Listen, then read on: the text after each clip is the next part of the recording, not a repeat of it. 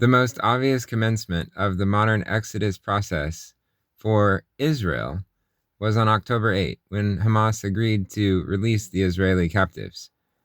This was a fulfillment of the first sentence that Jesus gave Joshua that day when Joshua had the vision, where Jesus said that after 77 years of existence, Israel would experience the Exodus. He didn't put it in those exact terms, but I believe that's what he meant in one sense. However, he also meant that at that same time, the Exodus rapture would begin. And of course, that would also be a process.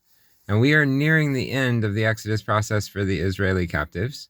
I think there's only 5 bodies left in Gaza that have not been returned to Israel, and progress is being made.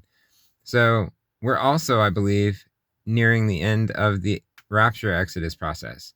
And the most obvious commencement, of course, was on October 8 when Hamas made that decision.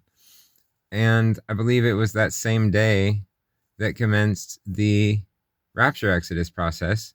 That was the day that Jesus came down intending to take his church and began that process.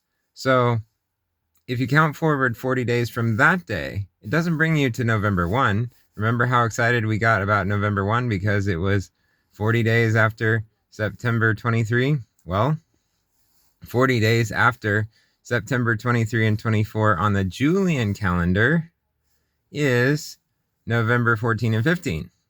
And I'm looking especially at November 15. I believe that this is the day that corresponds with the Gregorian date, November 1. Of course, you remember that. That was the 10th day of the second month, which corresponds with the day Noah entered the ark.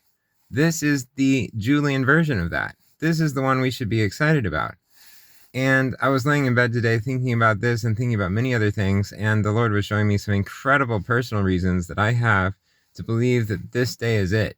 So I'm like super stoked now, super excited about November 15. I just had to come on here and tell you. I'm going to probably be making a post about the personal reasons I have to look forward to that day. It's just this weekend, so don't have much time, but I hope to make at least one post about that. Be on the watch for that. But most importantly, be on the watch for Jesus on November 14 and 15. God bless.